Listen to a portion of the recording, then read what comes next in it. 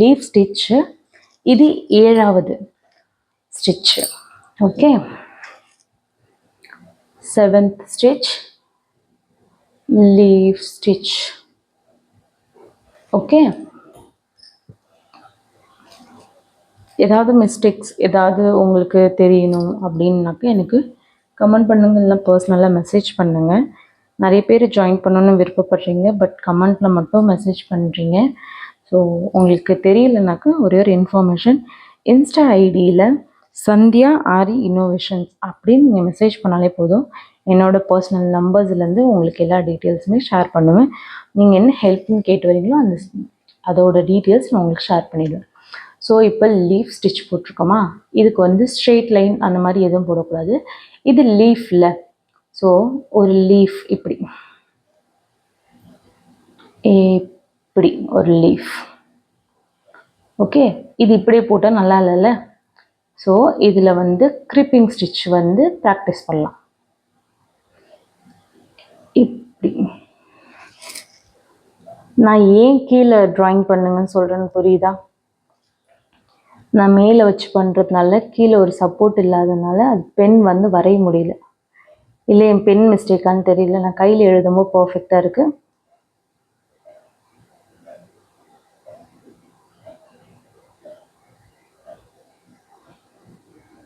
ஓகேவா? இந்த மாதிரி மேல் லீஃப் வந்து ஒரு அட்லீஸ்ட் ஒரு 6-7 லீஃப் இருக்க மாதிரி பழகிக்கோங்க. க்ரீப்பிங் ஸ்டிச் எப்படி போடணும்னு சொல்லி கொடுத்தேன். இப்படி வந்து இப்படி வந்து இப்படி வந்து இப்படி, அந்த க்ரீப்பிங் ஸ்டிச்சோட ப்ராக்டிஸ் இதில் கட்டாயமாக இருக்கணும். இப்படி இப்படி போட்டு நாட் போட்டுருந்தீங்கன்னா கட்டாயமாக எனக்கு தெரியும் எப்படி போட்டிருக்கீங்கன்ட்டு. இப்போ நம்ம ஸ்டிச்சஸ் பார்க்கலாம். ஸோ இப்போ ஸ்டிச்சஸ் பார்த்துடலாமா? இது வந்து கொஞ்சம் டிஃப்ரெண்ட்டாக இருக்கும். நடுவில் ஒரே ஒரு லீஃப்க்கு மட்டும் லைன் போட்டுக்கோங்க, அதுக்கப்புறம் லைன் போடாதீங்க. ஓகே, இதுவும் 3 பார்ட்ஸ் தான், ஆனால் கர்வி பார்ட்ஸ் வந்து இங்கே வந்து உங்களுக்கு வி ஷேப் வரணும். ஸோ வி எங்கேருந்து வரணும் அப்படின்றது நீங்கள் டிசைட் பண்ணிக்கோங்க. எனக்கு இங்கேருந்து வந்தால் போதும். ஸோ அப்போ என்னோடய லீஃப் வந்து வி வந்து கரெக்டாக இருக்கும் அப்படின்ட்டு நான் இங்கே குத்தி செயின் போட்டு எடுக்கிறேன். ஓகே,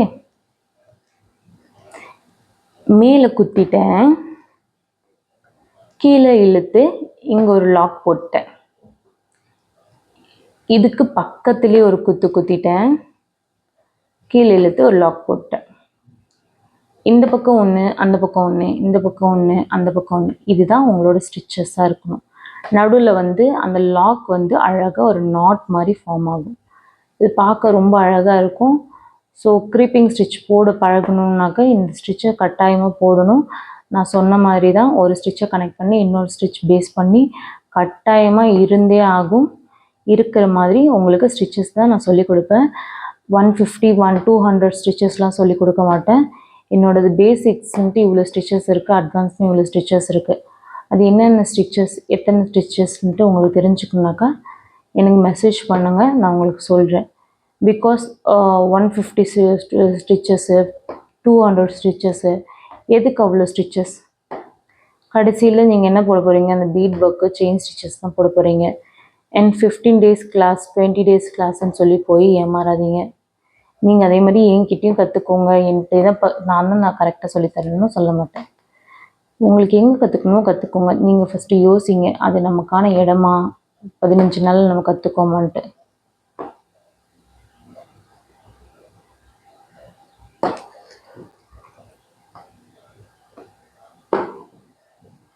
இந்த ஸ்டிச்சஸை பொறுத்த வரைக்கும் இது ரொம்ப டைம் எடுக்கும். பிகாஸ் சின்ன சின்ன கேப்பெல்லாம் ஃபில் பண்ணும். இப்போ நான் ஒரு இடத்த விட்டுட்டேன்னா, இப்போ எனக்கு செயின் கிடச்சிருச்சுன்னா ஈஸி. இல்லைன்னா அட்லீஸ்ட் நான் ஒரு ஸ்டெப்பாச்சும் பிரிச்சாகணும். பிரிக்கிறது எல்லாருக்கும் ஈஸியாக தெரிஞ்சிருச்சு. கீழே இருக்க நூலை பிடிச்சி இழுத்தாக்க வந்துடும்ன்ட்டு. ஸோ அது நான் சொல்லித்தர வேண்டியதில்லைன்னு நினைக்கிறேன். நான் ஒரு மிஸ்டேக்ஸோடு சொல்லித்தரேன், அது என்ன மிஸ்டேக்னு தெரிஞ்சுக்கோங்க. ஸ்டிச்சு எப்படி போடணும்னு தெரிஞ்சிச்சு, மிஸ்டேக் தெரியணும்ல. ஸோ மிஸ்டேக் உங்களுக்கு சொல்லிடுறேன்.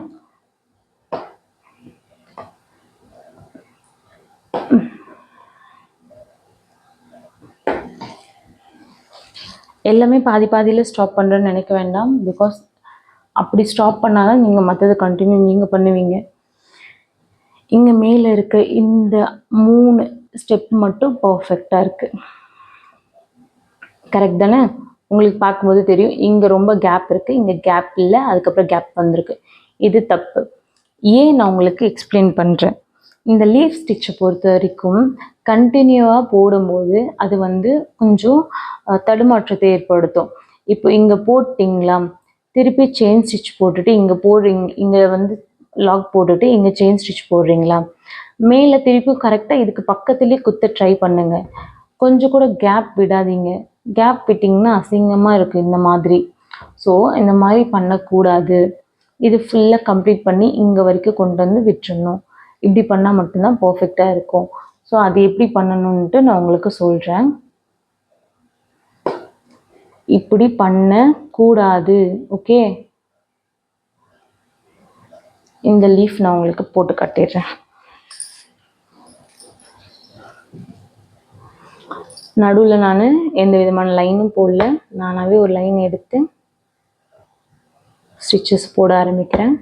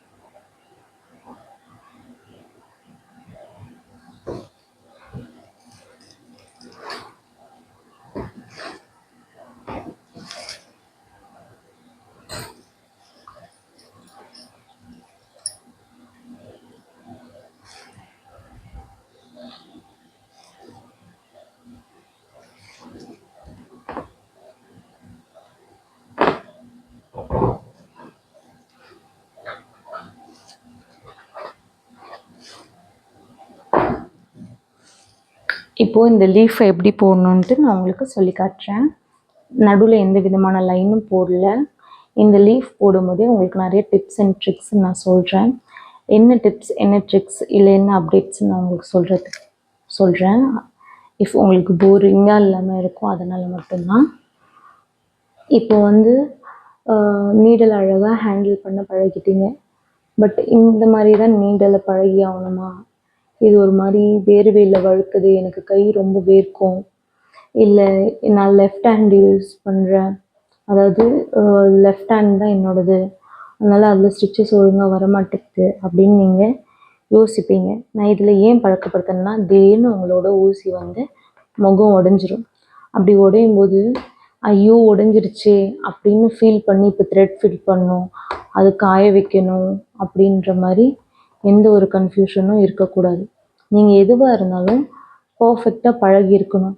ஃபஸ்ட்டு உங்களுக்கு நான் சொல்லியிருப்பேன், இல்லை என் ஸ்டூடெண்ட்ஸ்க்கு சொன்னேன்னு தெரியல, எப்பயுமே கஷ்டமாக இருக்க விஷயத்த கற்றுக்கோங்க. ஈஸியாக இருக்க விஷயம் தானாக உங்களுக்கு வந்துடும். புரியுது அதுக்கான அர்த்தம் என்னன்ட்டு? நீடல் வந்து இப்படி பிடிக்கிறது கஷ்டம், ஆனால் அதை நீங்கள் பழகிட்டிங்கன்னு வச்சுக்கோங்களேன், திடீர்னு ஊசி உடஞ்சிச்சுன்னா உங்கள்ட்ட பேக்கப் பிளான் வேணுன்ற அவசியமே இல்லை. இருக்க ஃப்ரெஷ்ஷாக இருக்க நீடல் எடுத்து நீங்கள் யூஸ் பண்ணிக்கலாம். என்ன ஊசியோட முகம் உடையுதுன்னு சொல்கிறீங்க, அது உடையுமா அப்படின்னு கேட்டிங்கன்னா, எந்த ஒரு பொருளுமே மனுஷனால் செய்யப்படக்கூடிய ஒரு பொருள். அந்த பொருளுக்கு கேரண்டி வாரண்ட்டி நாங்கள் கொடுக்குறோன்னாக்க, என்கிட்டேருந்து பர்ச்சேஸ் பண்ணுறீங்க, நான் கொடுக்குறேன்னாக்க, அது வந்து ஃபுல் வாரண்ட்டி அண்ட் கேரண்டியே இருக்காது. ஏன்னா நான் அதை மேனுஃபேக்சர் பண்ணலை, நான் செய்யலை. அவங்க நல்லா இருக்கும்னு சொல்கிறாங்க, நான் அவங்கள்ட்ட நல்லா இருக்குன்னு சொல்கிறேன். அதுக்குன்னு நல்லா இல்லாத பொருள் கொடுக்குறீங்க அப்படி அந்த மாதிரி மீனிங் இல்லை. அதுக்கான அர்த்தம் என்னன்னாக்க, ஒரு பொருள் சேல் ஆகிறதுக்கு அவங்க என்ன வேணால் சொல்லுவாங்க, நம்ம யூஸ் பண்ணி ட்ரை பண்ணி சொல்லிவிடுவோம். ஆனால் ஊசியோட முகம் வந்து இருக்கிறதுலேயே குட்டி, அது உடையுது அப்படின்றது நார்மல் தான். ஸோ பேக்கப்பாக உங்ககிட்ட அட்லீஸ்ட் ஒரு 3 ஊசியாச்சும் இருக்கணும். நீங்கள் ப்ளவுஸ்லாம் போட ஆரம்பிச்சிட்டிங்கனாக்கா வச்சுக்கோங்க ஒரு 5 ஊசி. துரு பிடிக்கிற மாதிரி இருந்துச்சுன்னா அது சேஃப்டி ப்ராசஸ். இது எல்லாமே நான் செப்ரேட்டாக ஒரு வீடியோஸாக உங்களுக்கு செஞ்சு இதுக்கப்புறம் இருக்க வீடியோஸ் அதான். எப்படி அதை எதெல்லாம் எப்படிலாம் ப்ரொடெக்ட் பண்ணணும் அப்படின்றத நான் உங்களுக்கு சொல்கிறேன்.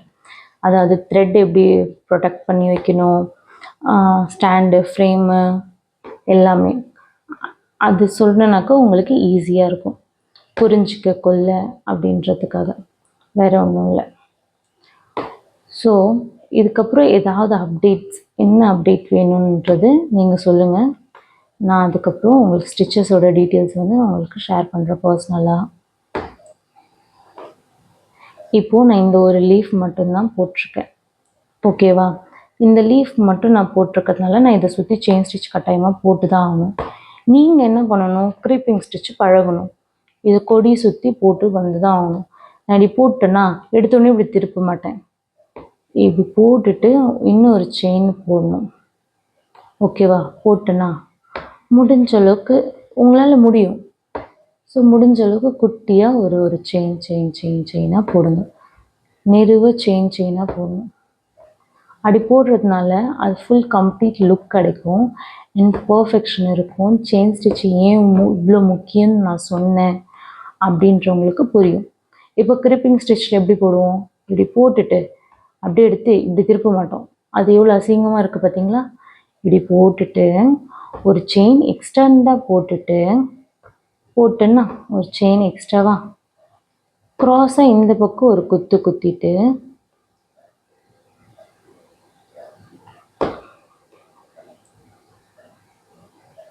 குத்திட்டேன்னா இப்போ இப்படி எடுக்கும்போது உங்களுக்கு திலகம் ஷேப்னா என்னன்னு தெரியலன்னா நான் சொல்கிறேன். கோபுர பொட்டு, கோபுரம் அப்படின்னு சொல்கிறது வந்து திலகம் அப்படின்னு சொல்லுவாங்க. அந்த திலகம் ஷேப் வந்து பர்ஃபெக்டாக அதில் வரும். அவ்வளோதான், வேறு ஒன்றும் டென்ஷன் வரி பண்ணிக்க வேண்டாம். எல்லா ஸ்டிச்சுமே ஈஸி தான். இப்போ பட்டன் ஹோல் ஸ்டிச் போட சொன்னாங்கன்னா சூப்பராக போடுவீங்க. இந்த ஸ்டிச் கஷ்டமாக இருக்கும். நான் உங்களுக்கு எப்பயுமே சொல்கிறது தான், ஃபஸ்ட்டு போடுற ஸ்டிச்சு கஷ்டமாக இருக்கும், ரெண்டாவது போட்டாக்கா அது ரொம்ப ஈஸியாக இருக்கும். நாட் போடுறேன், மூணாவது ஸ்டிச் போட்டிங்கன்னா நாலாவது ஸ்டிச் ரொம்ப கஷ்டமாக இருக்கும், நாலாவது ஸ்டிச் போட்டிங்கன்னா மூணாவது ஸ்டிச் ரொம்ப ஈஸியாக இருக்கும். இப்படி தான் ஒரு ஸ்டிச்சு ஒன்று பேஸ் பண்ணி இருக்கும்.